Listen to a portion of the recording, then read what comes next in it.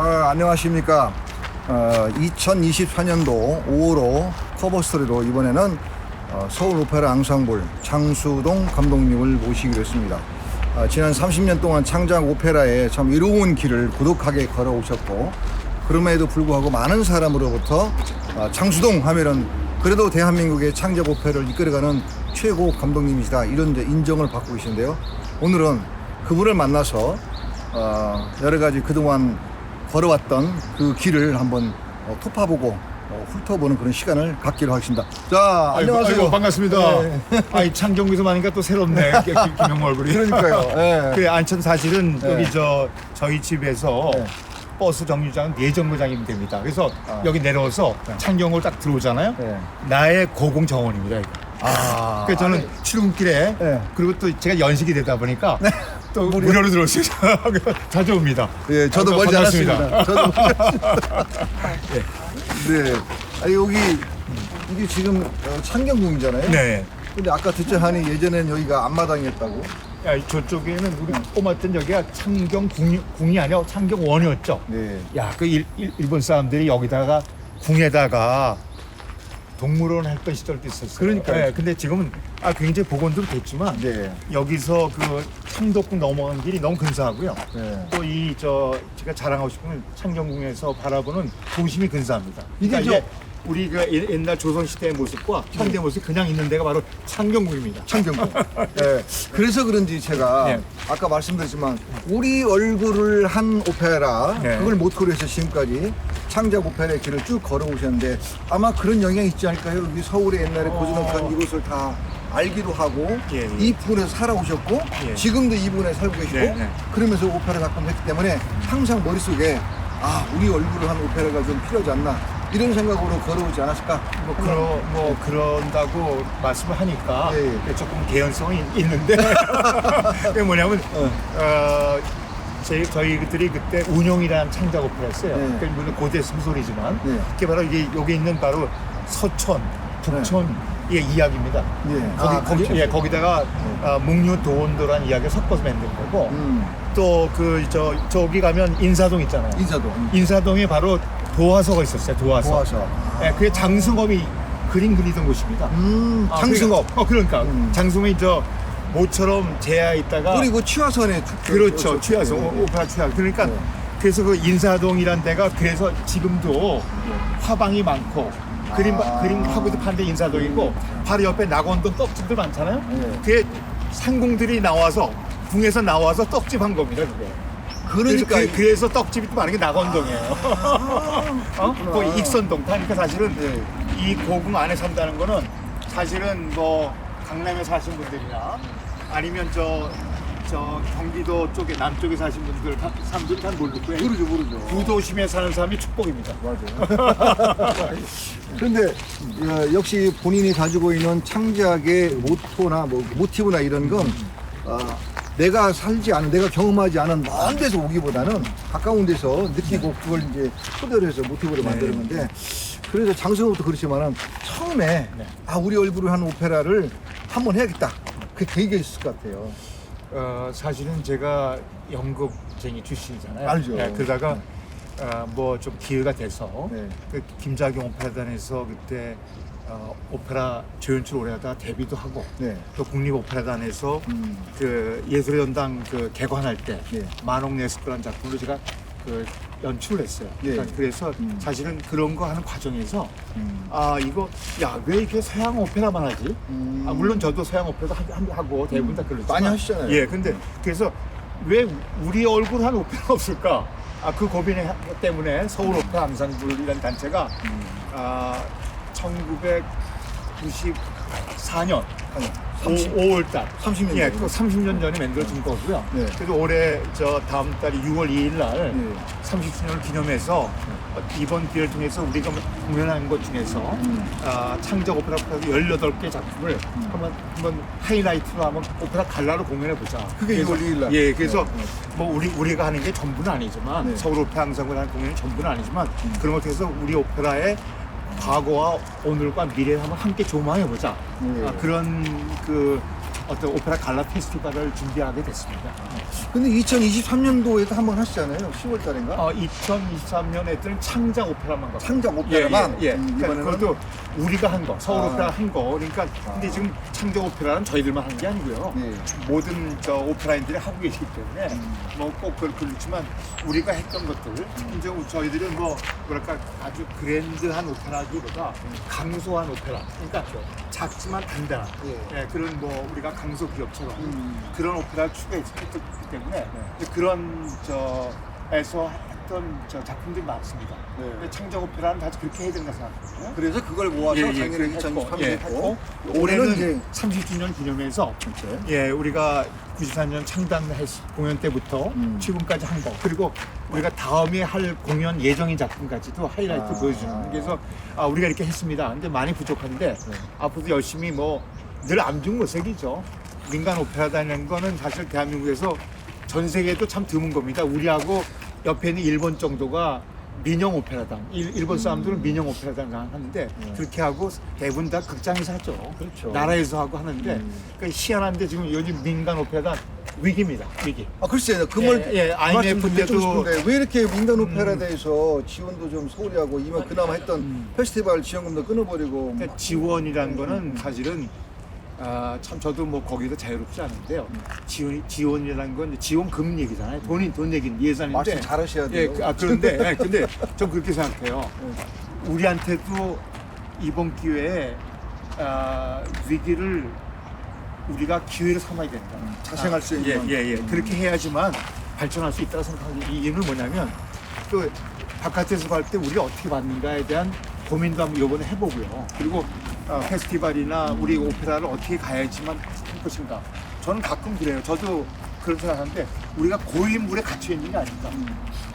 고인물. 맞아요. 그럴 수도 있겠어요. 그걸 벗어나야죠. 네. 그래서 오늘 여기 우리 창경문에 왔습니다만 오래된 미래라고 생각합니다. 오래된 미래. 그러니까 우리가 여기서 저는 여기 올 때만 느낀 건데 늘 새롭잖아요. 그렇죠. 우리 선조들이 남겨놓은 기억이지만 그래서 아까 말씀드린 대로 군과 군 바뀌듯이 우리가 그렇게 오페라 속에서 이런 걸 표현할 수 있다는 그런 마음으로 그래서 꼭 창작 오페라만 하는 게 아니지만 그래서 이런 거에 천착하게 됐습니다. 잠깐만요.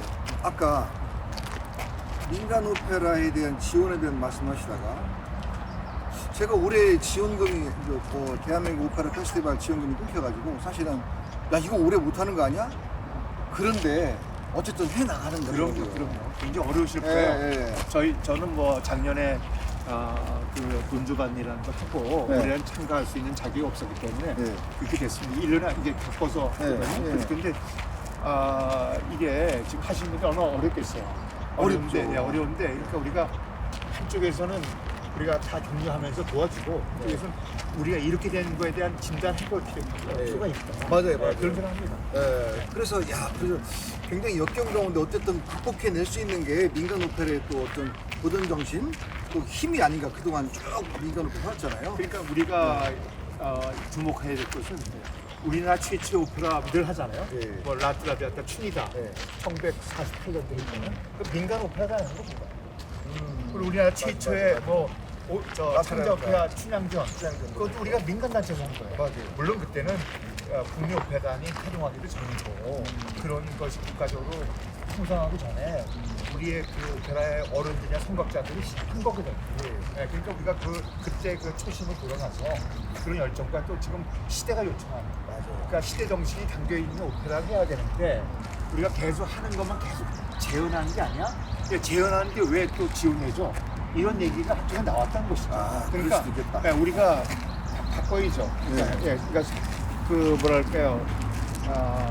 보통 우리가 오페라라는 게 사랑하고 죽음 얘기하는 거 아니겠어요? 사랑 죽음? 보통 그런 남녀의 상렬제사부터 시작해서 아주 위대한 죽음까지 있지만 그런 걸 통해서 인간의 본질이니까. 근데 그런 게 다 고통 속에 시작해서 고통이 끝나는 거 아니겠어요? 그러니까 그런 것들 잘 승화시키면 저는 대한민국의 미래 밝다고 생각합니다. 저는 저 그렇게 믿고 싶어요. 주제가 소멸되지 않는 한 오페라는 계속 살아갈 수 있다. 그럼요. 그 주제 자체도 오래된 미래이기도 하고. 그럼요. 근데 사실은 열 손가락 어느 한 손가락이 귀하고 아프지 않은 손가락이 없듯이 지금까지 창작 오페라를 많이 하셨는데 그동안 산천해낸 나름대로 고통 속에서 산천했기 때문에 귀하겠지만 작품 한번 쭉 설명 좀 해주시고요. 그 다음에 그 중에 가장 인상적이고 어렵고 힘들었던 작품. 저희는 처음에 이제 저희 단체가 소극장 오페라를 하는 단체로 출발했습니다. 소극장 오페라. 그렇죠, 소극장 그래서 오페라. 이제 거기에 맞는 그런 창작 오페라를 만들기 시작했습니다. 그래서 제가 이제 대본 써서 둘이서 한 발로 같은 게 있는데, 맞아요. 애창적인데 둘이서 한 발로. 예, 그래서 제목도 좋았어요. 뭐냐면 우리 일상에서 벌어지는 이야기들을 오페라 담아야 된다는 것도 예, 생각합니다. 예. 그래서 얼마 전에 쉬화성까지 하고 또 붉은 자화상의 작품을 다시 네. 재현했는데요. 그러니까 그 뭐랄까 그 작품의 사이즈에 따라서 네. 소극장 버전과 뭐 그랜드한 창작업도 그렇지 않습니까? 그런 것에 따라서 이게 만나는 거하고 상당히 다 다릅니다. 근데 우리가 아시겠지만 그 대본을 만들어야 되고 곡을 써야 되는 그 과정이 제일 어려운 것이죠. 그러니까 그게 어려운데 그게 제일 창작의 가장 큰 기본이고 또 제가 늘 아쉽게 공공 오페라단에서 국립 오페라단이나 왜 서울시 오페라단 왜 창작 오페라 안 하지? 그런 얘기를 늘 해요. 그러니까 가끔 얘기하면 제가 비난한다고 생각하기도 하는데 절대 비난이 아니라 비판하는 거죠, 냉정하게. 그러면 오랫동안 시간을 갖고 해야 되는 거예요. 그러니까 한 해 연도에 그것이 결과까지 얻을 수 있는 게 아닌데 그런 걸 참 찾다 보니까 그런 것 같아요. 그래서 전 앞으로 창작 오페라는 저희 같은 사람들 필요하지만 국가 대표급 단체들이 잘 만든 웰메이딩해서 늘 공연하는. 그러니까 예를 들어서 저 일본 사람들이 만든 작품이 나비분이 있잖아요. 그 푸치니 작품이잖아요. 근데 그걸 일본 사람들 늘 해요.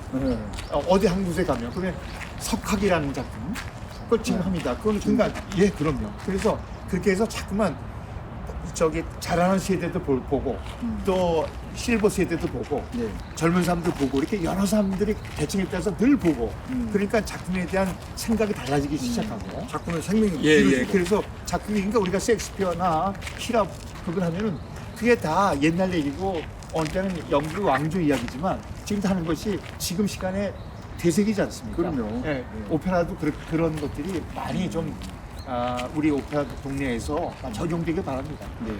그렇다 보니까 제가 오페라의 기능에 대해서 여러 가지 측면이 있지만 아까 그런 것처럼 역사적인 기능도 있고 또 사회적인 기능도 있고 그런데 지금 감독님께서 만든 제작하신 작품들을 보면은 일상적인 내용도 있지만 굉장히 우리가 본받아야 될 점, 또 잊지 말아야 할 사람들, 역사 인물 이걸 딱딱 꼭 집어서 그러니까 작품을 잘 제가 담는 것 같아요. 지금 한 4, 5년 동안은 우리 역사에 나오는 인물들 네. 그러니까 우리한테 소중한 작곡자인 윤희상 선생님 윤희상 이야기 선생님. 그다음에 우리가 시대와 불화 속에 자기 얼굴 자화상을 윤두석 선생님 저기 해남 이야기죠.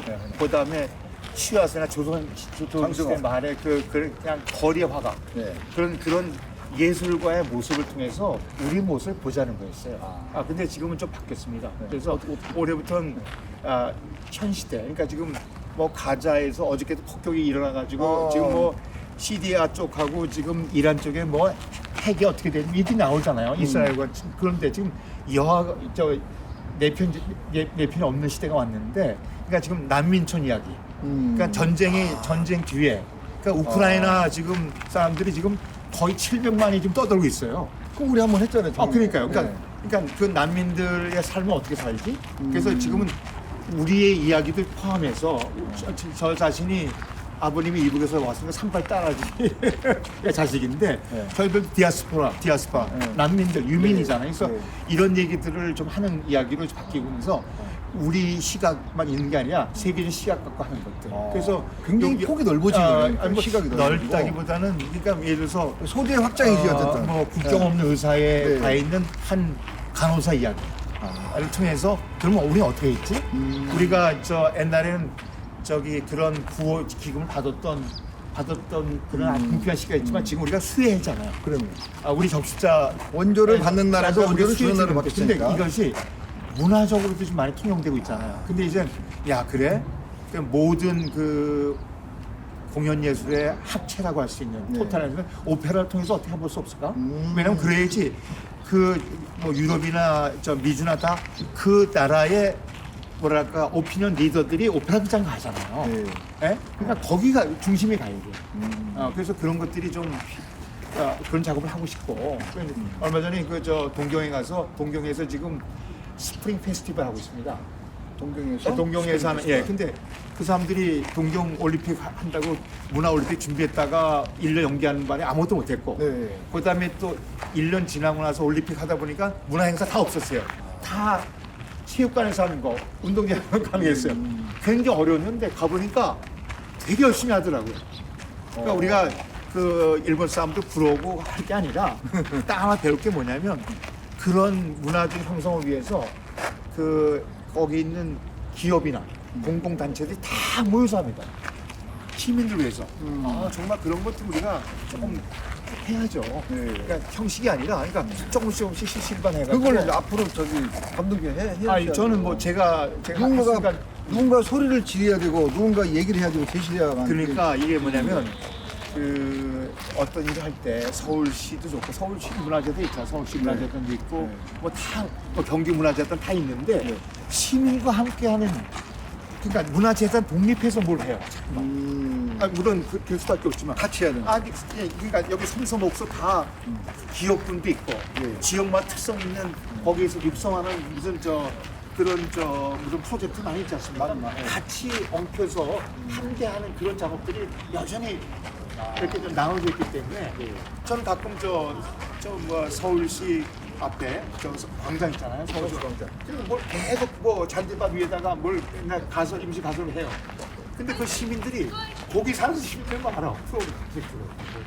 그러니까 이게 그런 것들이 그러니까 예를 들어서 메인 공연장에서는 정치적 오페라도 하고 협주곡도 하고 교향도 하고 시민들 위해서 뭐 이를 하고 이게 고궁에서 또 공연도 하고 자 모두 다 뭐냐면 봄을 맞이하는 동독 사람들 마음을 담더라고요. 근데 우리가 그거 안 하는 게 아닌데 그걸 좀 굉장히 주도 면밀하면서도 같이 할 수 있는 것들을 많이 얻어진다면 전 사실은 서울문화재단, 경기문화재단 그 얘기를 늘 하고 싶어요. 그 사람들 안 하는 거 아닌데 거기다 이게 만들고요. 아니, 서울시장 문화예술 특보가 돼가지고 직접 얘기해야 돼요. 그러니까 뭐냐면 많이 하시는데 늘 거기서 늘 우리가 기억하지 못하는 수밖에 없는 게 시민들이 와글와글 참여할 수 있는 프로그램들이 자기들 있다고 하지만 그런 거죠. 옛날에 광주 비엔날 할 때 엄청 왔어요. 유치원 아이들부터 노인정까지 와서 뭐 하는지 뭐하지. 사실 그게 비엔날은 아니잖아요. 베니스 비엔날레가 그렇게 하는 거 아니잖아요. 그러니까 지금 그런 시대가 아니라 그거를 즐길 수 있는 사람들 모이게 하는 것들이죠. 그러니까 우리가 그런 뭐 오페라 얘기하다가 그저 갔습니다. 또 제가 말씀드렸다시피 아까 모든 작품이 다 귀중하지만 그 중에서 가장 인상적이고 제작할 때 힘들었다거나 기억에 남는 게 있을 거예요. 제가 처음 했던 것이 드뷔시의 페리아스 메리잠드라는 거였어요. 그때 그거를 댄스 오페라로 했습니다. 댄스 오페라. 치료 거기 나오는 등장인물과 똑같은 댄서가 있었어요. 그러니까 그때 뭐 가수들도 있었지만 지금 무용 안무가로 유명한 박호빈 씨, 호빈 씨하고 또 제 사촌뻘 되는 장인주라고 하는 무용 평론가 있어요. 근데 그 친구가 안무에서 했는데 같이 할 때 그때부터 지금 똑같은 건데 그 안무자, 대본가, 작곡자, 성악가, 무대 미술가 이게 같이 하는 것들이 굉장히 어려운 거거든요. 이게 생각들이 다 다르기 때문에 그게 오페라의 묘미입니다. 그걸 하나에 모아서 여러 사람들 에너지가 하나 될 때 그래 그 감동을 주는 거잖아요. 그래서 그런 것들이 오페라 과정이 제일 힘들고 지금도 그게 그래서 창단 공연이기 때문에 가장 기억이 남고요. 그다음에 최근에 했던 건 그게 최초 창단 94년도에 7월에 처음 작품이고 최근에 했던 거는 작품 활동은 늘 이렇게 하는데 그 나비의 꿈이라고. 그거는 저는 개인적으로 뭐 우리가 나시린의 윤희상 선생의 이야기인데 그런 것들이 예를 들어서 윤희상 선생님의 고향 네, 통영에서는 통영에서. 공연하기 너무 힘들었어요. 그러니까 네, 그러니까 이게 뭐냐면 통영에서 하긴 했던가요? 못했어요. 기억 못했잖아요. 그러니까 음악을 음악으로 받아들여야 되는데 꼭 다른 쪽으로 받아들여요. 그러니까. 그래서 그래서 저는 그런 것들이 좀 자유롭게 될 때 우리가 저 뭐랄까 아주 문화로 아주 풍요로운 그런 나라가 될 수 있다 생각합니다. 아. 네, 그래서 지금 늘 그것이 아쉽고 그래서 이번 근데 그거 그 나비의 꿈은 통영에서는 결국 공연이 불발되고 그랬지만은 어떤 그 우리나라가 지금 현재도 이제 그 문제를 안고 있는데 진영 논리 때문에 그러잖아요. 그런데 광주 우리 그 진압군 군인과 간호사와 그 나중에는 사랑이 이루어지는 그런 과정을 그린 게 예, 서울 라보엠이라고요. 서울 라보엠인데 그건 예. 광주에서 했습니다. 그럼? 광주에서 콘서트로 했죠. 어쨌든 했잖아요. 예, 했었죠. 네. 이게 뭐냐면 그 이런 거죠. 광주 사람들이 지혜롭게 네.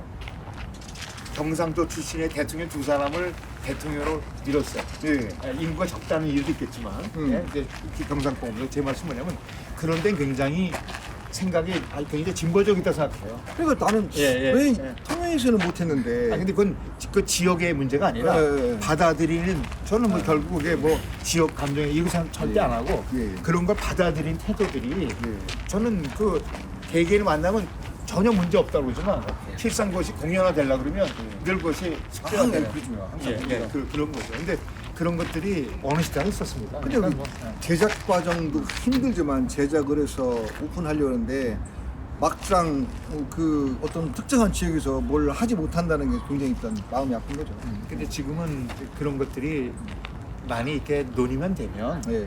그런 건 쉽게 극복할 그렇죠. 수 있는데 그러니까 지금 그러니까 이런 거죠. 통영에 가서 처음에 윤희상 음악당이셨습니까? 네. 지금은 이제 통영 국제음악당이 됐는데 국제음악당. 윤희상 선생님의 흔적들이 많이 없어지는 것 같아서 어. 거기에 지금 누워 계시고 네. 그 자기 고향 앞바다를 그리워하고 사시다가 평생 그다 돌아가시고 오셨잖아요.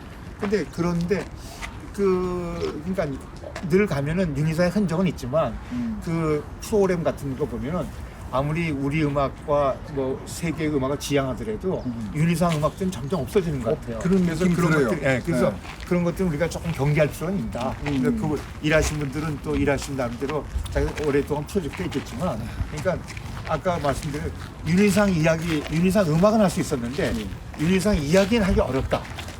이게 참 늘 숙제였습니다.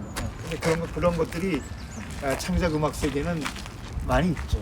그래서 제가 여기 저 대학로에서 다탄골 예술극장이라는 데 극장장 할 때요. 네. 젊었을 때 했던데 그때 성고문 사건이 있었잖아요. 네. 그걸 빗댄 영화 이렇게 했더니 그래서 제가 그 극장 주인한테 쫓겨났습니다. 그러니까 그게 뭐냐면 그런 것들이 그러니까 우리가 근데 그 건물주 입장에서의 아픔도 있어요. 그게 좀 불편하게 건물주. 그런 게 있으니까 우리가 그런 것들을 다 헤아릴 수가 없어요. 똑같은 거네. 건물주 입장에서 아픔을 조금 더 확대하면 그 지역에서의 아픔. 그렇죠. 그러니까 우리가 그거를 우리가 시간이 해결할 수 있는 일이 아니거든요. 그런 생각합니다. 감독님의 작품을 보면 다른 작품과 다르게 작품마다 항상 작곡가 이름을 써주더라고요. 우리가 베르디 오페라, 네. 푸치니 오페라, 그건 모차르트 오페라. 그건 익숙한데 워낙 유명하니까 그런가 보다. 근데 우리 작곡자들은 왜 인색한지 모르겠어요. 그거 만약에 우리가 나시린 오페라, 네. 고태항 오페라, 네. 오해승 오페라. 네. 그거 얼마나 좋아요, 그거. 그렇지. 물론 그게 요즘 말로 안현영 오페라. 그러니까요. 제 말씀은 그렇게 해서 예를 들어서 요즘에는 뮤지컬 동네에서는 작곡자가 뭐 하는 잘 모르시잖아요. 그렇죠. 3명, 4명이 동시에 쓰는 것도 있으니까. 그렇죠. 협동으로 막. 네, 그러니까 네. 그런 작업도 뭐 좋다 나쁘다 떠나서 그러니까 네. 제 말씀은 뭐냐면 네. 곡은 작곡자가 쓴 거고 네. 나중에는 작곡자 이름 남는 겁니다. 아니 뭐 저 베르디 오페라 만약에 푸치니 오페라, 이태리 오페라 그렇게 안 하잖아요. 그렇지 않아요. 모차르트 오페라, 독일 오페라 그런 얘기 안 하잖아요. 그러니까 자연스럽게 작곡자한테 그런 데서 그런 거죠. 고태함 창작 오페라 세계 초연. 우리가 하면 세계 초연이고. 멋지잖아. 그러면 이근영 오페라, 우리가 그런 정도의 프라이드는 있어야죠. 우리 음악에 대해서는. 근데 그걸 우리가 그간 좀 놓친 것 같아서 제가 의도적으로 좀 하고 있습니다. 그래서 뭐 작곡자들한테 대한 최소한의 그런 예우는 네. 우리 스스로 하지 않으면 예. 그건 누가 안 하잖아요. 그런 그럼요. 얘기를 하기 어려워서. 근데 저는 그거를 뭐 자랑스럽게 생각합니다. 네, 지금 뭐 저는 뭐 연출자지만 연출자가 이렇게 드러나는 공연도 있지만 어느 때는 이렇게 좀 뒤에서 숨어서 노래하는 사람이라든지 작곡자들이 창작 오페라는 그렇게 하고요. 특히 초연곡은 작곡자가 의도한 걸 최대한 살리면서 하는 공연이고, 그 다음에 재연할 때는 거기에 많은 뭐 연출자나 음악 감독이나 출연자들의 의견과 관객의 반응 여러 가지가 하니까 굉장히 좋아지더라고요. 그래서 제가 창작 오페라 방식은 기용에 했던 것들은 레파토리화 하면서 다시 재현하는 작업을 하고 그 다음에 신작은 새롭게 작곡자들이 요청해서 그 작업을 좀 투트랙을 하고 있습니다. 또 다른 또 단체와 다르게 오페라단하고 다르게 그 창작자의 이름을 밝히는 것도 특이하지만 지난번 나비육군 같이 나시는 선생님이 직접 악보집을 책자 형식으로 만들어서 또 그것도 증정하기도 하고, 아니 오페라 유명해가지고 무슨 돈을 얼마나 벌겠다고 그걸 또 책자까지 만들어서 근데 그게 의지만 있으면 하는 거라고 생각합니다. 물론 그렇죠. 그러니까 뭐냐면 우리가 저는 그 얘기를 가끔 하는데 광주에 가면 아시아 전당이 있습니다. 있어요, 아시아. 전당에 가면 거기 이제 뭐 한국관 있고 뭐 말레이시아가 있고 인도가 있고 네팔가 있고 이게 되게 각국의 문화를 모아놓은 곳이 있습니다. 거기 이제 한국관 가면 입구에 다 영화예요, 다 영화. 영화는 뭐 기록물이 많잖아요. 필름도 있고. 거기는 문학입니다, 문학. 물론 문학에는 다 기록 많이 있습니다. 거기 이제 우리 클래식 음악 부분 느끼고 있는데 그저 오페라는 우리 집에 서가봐서 쭉, 그러니까 우리가 아카이브 작업을 안 한 거예요. 그래서 제가 기회가 있으면 그것이 아주 적은 돈은 아니지만 좀 십시반 하던데 내가 모아서라도 자꾸만 남기다는 건 창작 오페라의 아카이브 작업이에요. 제가 그렇죠. 책 하나 갖고 왔는데 오늘 오늘 우리 검소 또 근데 이겁니다. 목단 있잖아. 굿이 다 빼었다니까. 이게 네. 이거 2년 동안 이게 했던 그 아카이브인데 이렇게 해서 남겨놔야죠, 책을. 그 이거 누가 보면 야 이거 그래서 이게 2022년하고 23년 2년 동안 했던 5개 오페라를 했는데요. 5개 창작 오페라 한 거죠. 물론 우리가 하는 건 뭐 아주 예술의 전당 오페라처럼 큰 데가 아니라 소담하게 하는 중규모지만 이걸 통해서 이런 기록을 제가 남기지 않으면 안 되겠더라고요. 그러니까 맞아요. 지난번에 그러니까 70주년 할 때도 기록물이 없어져가지고 그러니까 그게 이게 있었잖아요. 여기 QR코드 찍으면 여기다 공유할 수 있잖아요. 예. 그래서 이건 저희들이 곡 써서 돈 들여서 만든 거지만 이거를 다른 단체들도 할 수 있게끔 만드는 거죠. 그래서 이렇게 해서 일종의 외연을 확장하는 거. 그런 것들이 필요하다. 이거 하나 나중에 예, 아유 감사합니다.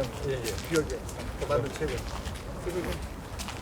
그럼 이렇게 많은 지금 작업을 하죠.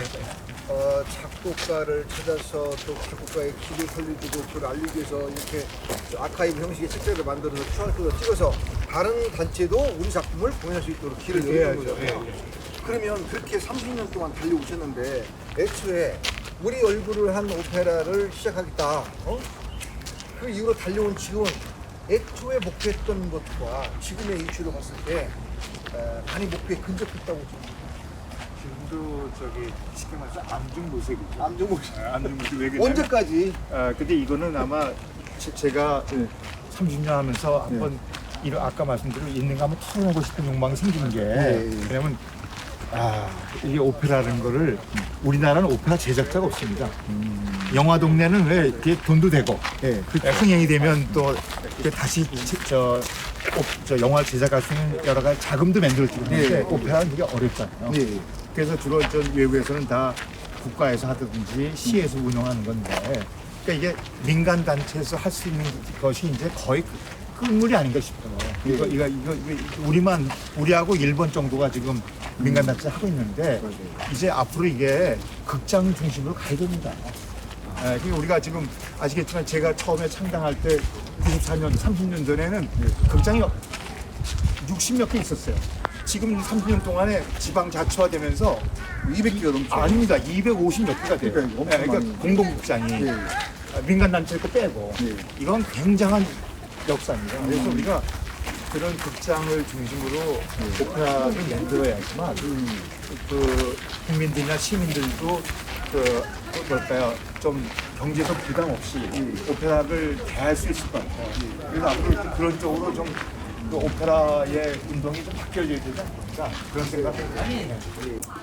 그 미국의 현대 미술사에 보면 잭슨 폴락이라는 그 추상화, 이걸 이렇게 물감 막 뿌려가지고 그린 사람의 그림이 처음에 인기 있었던 게 아니라 그 사람을 지원해준 그 주체는 뭐냐면 결국 국가였거든요. 정부에서 그 사람이 그림을 막 사들이고 이런 뭐 야사이기도 하지만은 그러듯이 한 나라의 문화 또 예술을 진흥시키기 위해서는 정부의 적극적인 지원이 이제 필요하다는 대표적인 사례를 이제 꼽히는데 우리 오페라도 이제 오페라 산업의 진흥을 위해서는 국립과 시립에 많이 지원해 주는 건 사실이고 물론 뭐 시립과 국립은 엄청난 차이가 있죠.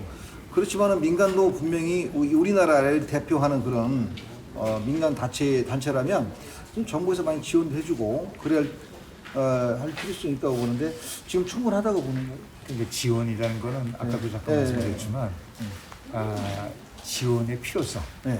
그다음에 우리가 지원 받고 싶은 사람의 생각보다는 이 지원이 국민들한테 어떤 그 문화적인 향유감이 있을까 이것이 좀 먼저로 생각합니다.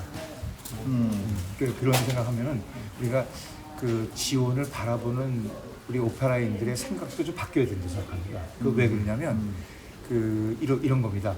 예를 들어서 대학로에 한 200~300개 가까이 뭐 전 세계 기네스 북감이잖아요. 그런 극장도 있습니다. 예. 그 많은 극장에서 공연되는 것들은 물론 요즘엔 뮤지컬이 대세긴 하지만 새로운 작품에 대한 갈망을 갖고 있는 연출자나 제작자에 의해서 새로운 작품들이 올라가는 겁니다. 거기서 처음부터 뭐 예를 들어 지원금을 생각하고 내는 게 아니죠. 예술가의 의지가 제일 중요하다는 것이죠.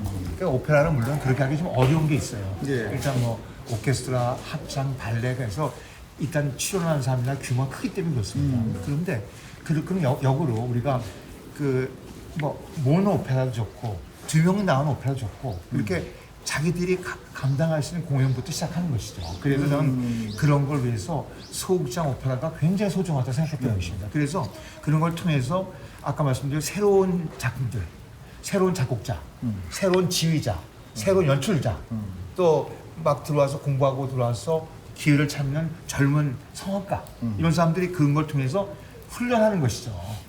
그러니까 예를 들어서 걷지도 못하는데 뛰라는 거 그런 형상이면 안 되잖아요. 근데 그러기 위해서는 우리가 소극장에는 아주 기초가 되는 거. 그러니까 우리가 보통 옛날에 제가 그 문체부에 뭐 요청하러 갔더니 거기 담당자가 이게 티켓 두 장 딸랑딸랑 하다고 두 개 합해가 50만 원이에요. 이게 어떻게 기초예술이냐고. 예. 연극이나 무용 같은 것들을 그 국가에서 더 이쪽 분야보다 많이 지원해 주는 거는 예. 거기에 참가하는 사람도 많지만 기초예술이기 때문에 그렇습니다. 예. 그러니까 우리가 오페라도 그렇습니다. 예를 들어 아주 뭐 상업적인 목적을 갖고 하든지 큰 극장에서 하는 거 외에는 다 소극장이잖아요. 큰 의미에서 그래서 그 기초가 되는 걸 도와달라. 그러니까 우리가 기초과학을 도와주고 기초 학문을 도와주듯이 오페라도 뭐 이렇게 그런 공연, 큰 공연이 아니라 작은 공연들을 중심으로 주로 창작 그리고 신작들을 중심으로 공연하면 큰 자극이 될 것이다. 그러니까 그렇게 오페라가 그렇게 저희가 다니죠. 이해하는데 네. 그렇게 한 20년 동안 또 소극장 오페라를 해오셨잖아요. 그러면 거기 그만큼 오랫동안 해오셨으면 이게 뭐 어느 단체가 지원을 하든 안 하든 뭐 지원을 받았겠죠.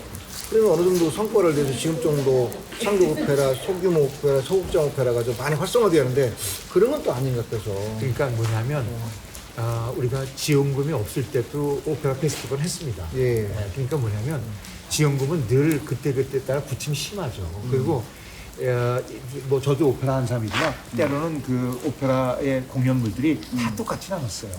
어떤 건 조금 뭐 저걸 공연을 할까 싶은 생각이 들 정도로 근데 그런 거를 우리가 이렇게 뭐랄까 레벨을 나눌 수는 없었어요. 아직은 기회를 줘서 그러니까 우리가 하면은 우리가 그렇지 않습니까? 예를 들어서 그 프로야구도 뭐 우리가 앞에 있으면 B군도 있고 다 하지 않습니까? 그러니까 우리가 오페라를 이렇게 나누자는 게 아니라 그 규모에 따라서 형편에 따라 나눌 필요가 있는 것이죠. 근데 그렇게 하기에는 우리가 공연할 기회가 없는 시대에서 그것까지는 할 수 없는데 앞으로는 그런 것도 굉장히 면밀하게 해야 됩니다. 예를 들어 이겁니다. 지원 제도도 그래요. 예를 들어서 막 시작한 단체나 30년 된 단체가 똑같이 잣대를 대우를 합니다. 그러니까 저는 참 문제인데. 그러면 뭐냐면 지금 막 시작한 단체들한테 진입 장벽이 너무 높은 거예요. 그러면 그렇게 하면 안 되잖아요. 그러니까 뭐냐면 그러니까 같은 틀이 아니라 이런 틀은 너희들끼리 하고 새로운 틀 만들어서 그분들이 공유할 기회를 진입 장벽 넓혀줘야죠. 높게 하고 예. 그러면 좀 이혼할 필요가 그러니까 있는데 지금 뭐냐면 똑같이 무슨 해가지고. 저기 지나가는 데서 보험금 노리고 뻑치게 하는 거 같이 그렇게 오해한단 말이에요. 그러니까 지원금이 그런 뜻이 아니잖아요. 지원은 보조금이에요. 공연에 필요한 일부를 보조해 주는 거예요. 근데 사람들 오해해요. 그거 많이 받으면 저쪽으로 그걸로 하는 걸로. 네, 그러니까 우리가 요즘에 하고 있는 뮤지컬 동네에서 열심히 관객들 모으는 것들 이런 것들을 우리 오페라 동네에서도 해야 됩니다. 그러지 않으면 우리가 이런 것들 반복할 수밖에 없는데 반복해서는 발전이 없는데 그러면 오페라는 그냥 저기 집의 벽에다가 걸어놓은 액자 같은 그런 풍경화되게 더 되겠습니까? 근데 이게 살아있게 되려면 그런 작업이 필요하다. 그렇게 말씀드리겠습니다. 오페라가 사실 인기 있는 장르가 아니잖아요. 그래서 아니 저 인기 있죠. 있어요. 이게 타 장르에 비해서 네. 그런 건데 그동안 그 오페라계에서 오랫동안 일을 하다 보면은 내가 꼭 이 일을 해야 될까? 물론 무슨 예술적인 혼을 발휘해서 하는 건 좋은데 내가 쏟아부는 에너지에 비해서 뭐 소득이 적게 되면 사람이 갈등을 하게 되고 그런데 어렵고 힘들고 그러면 이제 다른 길을 모셔갈 수도 있는 건데 사실 연극계에서 이제 하시다가 오페라계로 오신 거잖아요. 네? 근데 그런 내가 이 길이 아니고 차라리 연극계로 계속 갔으면 글쎄 그거는 뭐 예단할 수 없는 건데요. 네. 근데 본의 아니게 제가 네. 오페라 제작자가 됐다는 게 가장 큰 어려움이었어요. 근데 그렇잖아요. 영화도 그렇고 연극도 그렇고 모든 게 다 제작 한 사람이 있어야지 되잖아요. 제작자가 제일 근데 큰 오페라 부담이죠. 동네 제작자가 사실 없다고 보고 없죠, 어제 우리 없죠. 얼른 생각나는데 제가 시작할 때 그 큰 도움을 주었던 게 오페라 상설 무대에 김일규 단장님이셨어요. 예. 네, 좀 이따 세상 밖에서 안 계셨고 그 다음에 국제오페라 부산에서 활동도 하시다가 김민선 선생님. 단장님 네. 또 서울 오페라단 어렵게 해서 김봉임 단장님 다 이분들이 오페라 제작자가 아니었으면 아마 그렇게 일찍 돌아가시지 않으셨을 거예요. 그렇죠. 예, 그러니까 김지수의 이게 문자도 예, 마지막에 그래서 인터뷰했었는데 저는 너무 그게 마음이 그래서 제가 그 김일규 선배님 이 저 속초에 사실 때 제가 저 거의 그때 좀 몸이 안 좋으실 때 찾아갔더니 저한테 그러더라고요. 장관도 아직도 오페라 하니? 그 얘기 뭐냐면 그거 자기는 안 하니까 마음 편하다 그런 농담하시면서 그러니까 지금 우리가 지금 제가 본의 아니게 이렇게 막 뭐 티켓을 팔고 어느 때는 저 스폰서 얻으러 다니고 뭐 요즘 앵벌이 한다고 제가 하잖아요. 제가 하는데 이게 다 오페라 하기 위한 하나의 수단이다 생각하고 이거 피하면 못하는 거죠. 그러니까 우리가 요즘에 스폰서십이 많은 걸 통해서 오페라를 제작했던 분들이 더러 계셨어요 최근에. 네. 게다가 그분들이 다 지금 안 계시잖아요. 그 이유는 뭐냐면 스폰서십이라는 거는 공연에 필요한 뭐랄까 소중한 조건이긴 한데 그거 의지해서 안 된다. 그러니까 처음에 우리가 연극하는 사람들이 새로운 운동할 때 하는 것처럼 오페라도 이렇게 뉴 웨이브 새로운 물결이 생겨서 가야 되고 꼭 우리가 꼭 오페라 극장에서 오페라 해야 되는가? 저는 그렇죠. 제안하고 싶었어요. 예. 왜 대한민국 오페라 페스티벌은 왜 대한민국 오페라 페스티벌은 왜 예술의 전당 오페라 극장에서만 해야 되는가? 전국에 왜 못 가는가? 사실 그럴 필요가 없는데. 예, 그래야 이게 그런 정도의 확산되고. 용기도 있어야 되고 뭐 걱정이 있죠. 관객은 어떻게 동원하고 그거 두려움은 못하는 것이죠. 그래서 우리가 우리 오페라를 확대시킨 노력들을 하면은 아까 뭐 다 힘들죠. 저뿐만 아니라 우리 선배님도 그렇게 어려움 속에서 민간 단체 운영하셨고 또 제가 지금 존경하고 저를 오페라 동네 하게 된 분이 바로 누구죠? 갑자기 얘기 김자경 오페라 죄송합니다. 선생님 생각하면은 정말 그렇게 검소하세요. 삶은. 그리고 그걸 모든 걸 다 오페라를 통해서 표현하기 위해서 그런 것이거든요. 그러니까 그런 삶을 사셨기 때문에 가능했거든요. 그러니까 우리가 조금 삶이 조금 궁핍할 수 있어요. 뭐 그거 그러나 전 우리 자식들이 다 아버지 같은 삶은 살면 안 되겠구나. 그 반면 교사가 돼서 예, 그래서 각자 도생해서 다 감사하게 다 뭐 저 큰애는 또 아버지 같은 네. 오페라 기를 했다고 뭐 밀라노나 런던에서 열심히 또 일하고 있고 또 둘째는 제일기획에서 열심히 광고쟁이하고 알아서 살고 결혼했지만 그다음에 막내는 또 수광대학교 젊은 교수가 됐잖아요. 그래서 다들 아버지 흉내에서 큰일 나니까 다 알아서 살았어요. 그러니까 삶은 궁핍할 수밖에 없어요. 그러니까 그거를 왜냐하면 오페라 제작자가 있으면 얼마나 좋겠어요. 그 오페라 제작은 누가 하느냐? 누군가는 해야 하는데. 그러니까 그걸 오페라 제작은 다시 극장에서 해야 되는 것이고 극장을 가지고 있는 데가 누구냐? 그것이 국가고 네. 그다음에 도시고 네. 그런 공공기관입니다. 그러니까 우리가 그렇게 가야죠. 제작자 입장에서 옛날인데 그 대학로에서 지금 건강에 안 좋으신 김맹기 선배가 네. 학전에서 김맹기 선배. 학전을 할 때 이렇게 됐었어요. 뭐냐면 그 월화수목 금토 있잖아요. 네. 여기까지 해서 이거를 야 월요일 날 개런티 하는 거는 너 개런티야. 월요일 너 이렇게 해서 그러니까 뭐 신인이나 그다음에 막내들은 주로 안 좋은 날짜 했었어요. 그렇게 했는데 그게 이제 기록서 씨도 그렇게 한 적이 있어요. 그거 어렵죠. 왜냐면 절박하면은 표 팔아요.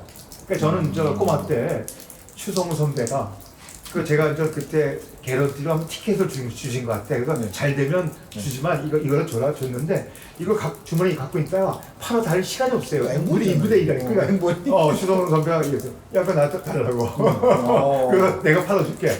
근데 뭐냐면 그러면서 이분이 개발했어요. 그러니까 그 당시는 요즘엔 저 은행들이 다 바뀌었지만 은행 창구에 있는 여상 나와서 열심히 사람 찍는 그 지금 팬이에요. 그래서 오늘 한인은행, 오늘 제일은행 이런 데 가서 그래서 그 팬들이 추성이라는 사람의 빨간 피터의 고백이라고 할 수 있는 용기를 얻은 거예요. 관계있기 때문에.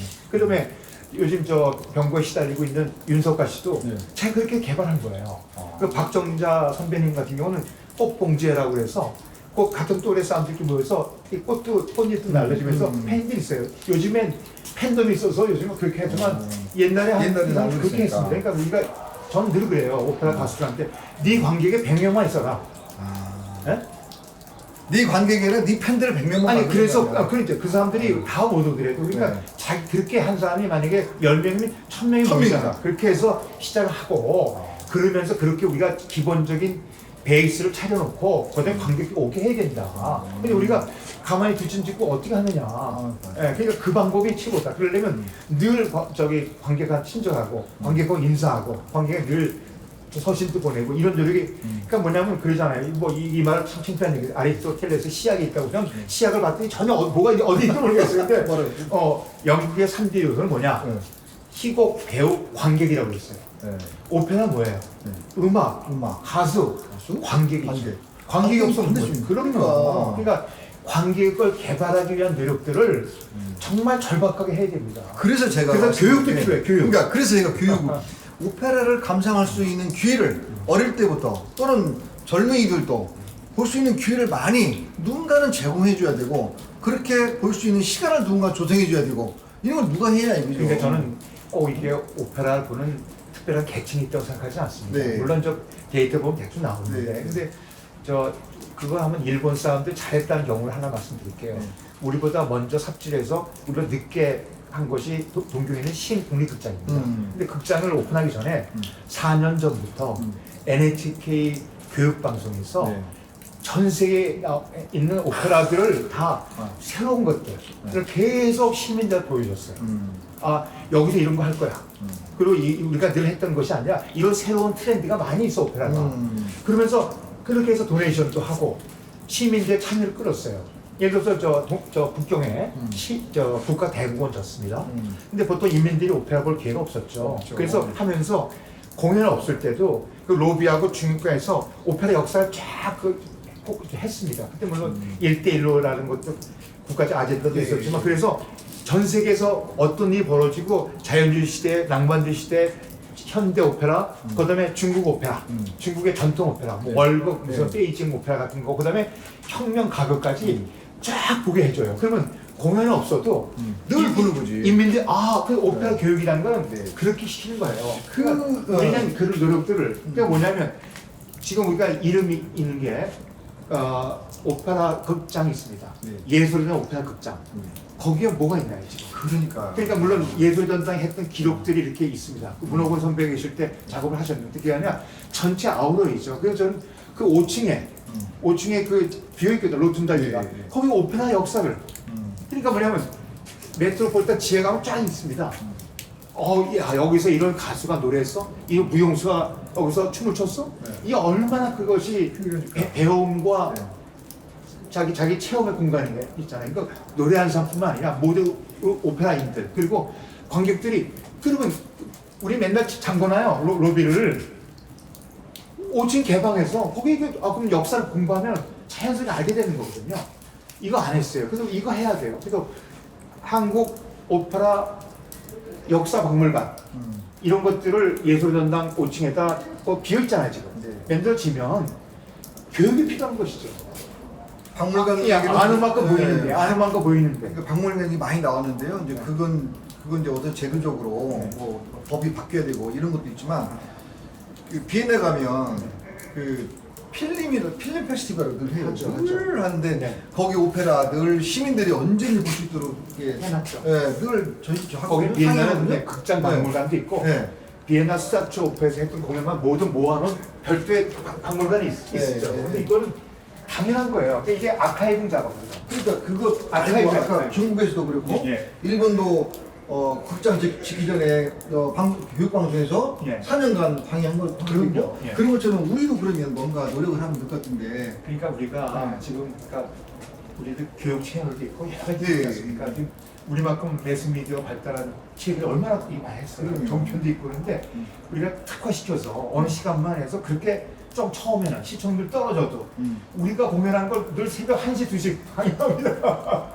이거 보자는 얘기가 아니라 방송국에서 우리 이런 교육이나 문화 프로그램들을 이 정도 퍼센테이지 우리가 방영한다는 이런 목적 같은 느낌밖에 안 들어요. 그러니까 뭐냐면 그렇게 할 수 있는 의지가 있어야 돼요. 이거는 문화체육관광부 그다음에 우리가 이런 IT가 한국이라고 하지 않습니까? IT를 통해서 하고 그런 오페라적인 장르들이 애니메이션 우리가 했던 이런 그 소스들 오페라 소스들이 게임 산업 이렇게 산업화되는 쪽에서 우리가 접근하는 방법을 찾아서 우리가 살 길을 찾아야 된다는 것이죠. 그렇죠. 예. 근데 저는 충분히 우리 후세들이나 후배들이 해낼 수 있고 그렇게 가야 된다고 생각합니다. 그러니까 뭐냐면 음악대학에서도 IT 관련 공부 시켜야 돼요. 그렇죠. 그럼요. 그냥 혼자 공부하는 게 아니라 네. 우리 동네에서 뭐가 필요한가.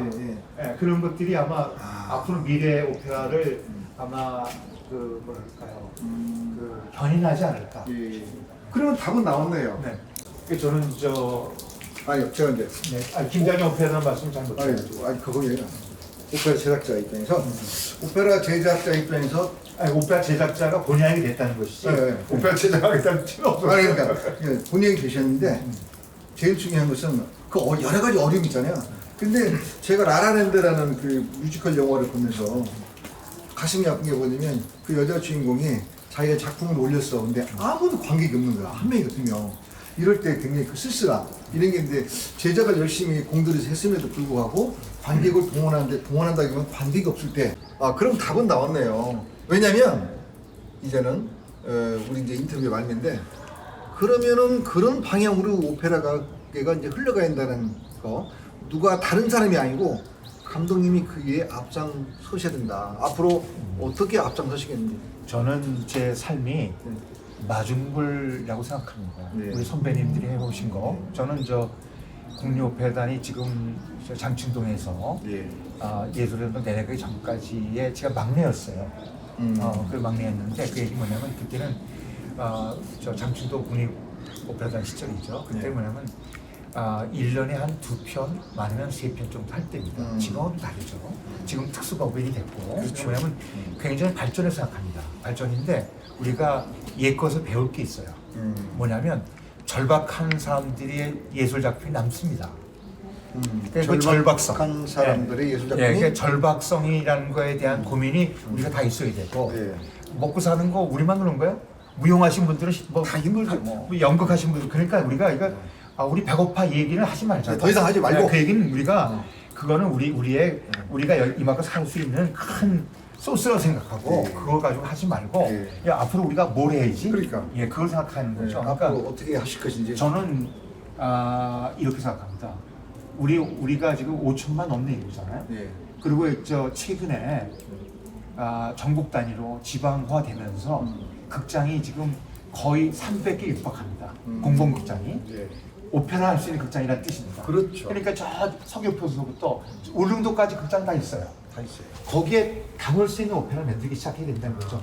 늘 우리가 세종문화회관 대강당, 예술가 오페라 극장, 대구 오페라 하우스 이것만 오페라하는 공간이 아니라 그런 데 가서 공연할 수 있는 것들을 만들 수 있는 것들을 제가 좀 외람되지만 시작했고 그동안 이렇게 해왔는데 네. 그런 것들을 많은 분들이 확산해서 각자 하면 오페라라는 걸 가르쳐줘야지. 그렇죠. 그러니까 가르쳐준다는 얘기는 우리가 오페라를 교육하기 위해서 하는 건 아니지만 공연을 통해서 그걸 알게 할 수 있다. 그래서 우리가 극장에 맞는 극장에 담을 수 있는 그릇들이 여러 가지가 있지 않습니까? 그대로. 예, 그렇게 할 수 있는 정도의 방향성만 있을 수 있다면 좋겠다. 그리고 이것이 굉장히 바람직한 미래의 전략이다. 그리고 아울러 이렇게 하려면 혼자 못하니까 우리가 보통 오페라 연합회도 있고 오페라 인협회도 있고 성악가 협회도 있는데 이런 단체들이 그러니까 외형적인 외피가 아니라 너무 메마른 것 같아. 메말랐어요. 그러지 말고 좀 윤기 있게 같이 잘 어울리고 예? 꼭 공연 때만 모이는 게 아니지 않습니까? 그렇게 하면은 굉장히 우리가 하는 것들이 외롭지 않고 우리가 하는 오페라가 제대로 국민들한테 다가갈 수 있겠다. 그런 믿음이 있습니다. 네, 잘 들었습니다. 자, 이제 시간이 많이 흘러서 이것으로 마치고요.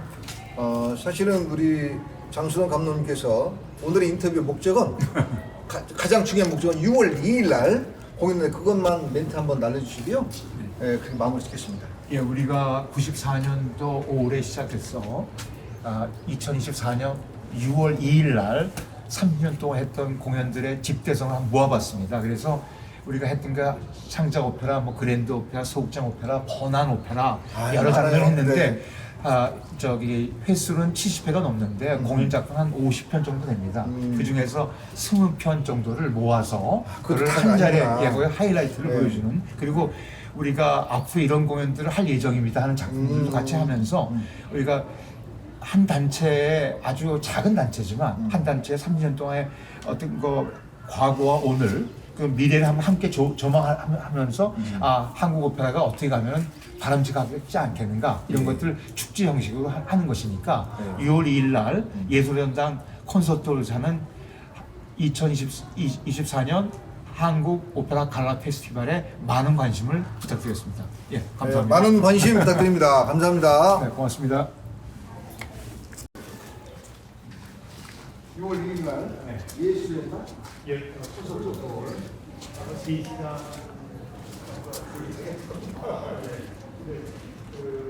사실은 30년 동안 정말 불과 한 70년만 왔다 제가 어렵고 그 시간은 굉장히 힘들죠. 그리고 거기에 오페라 마다의 엑기스가 뭐 하니까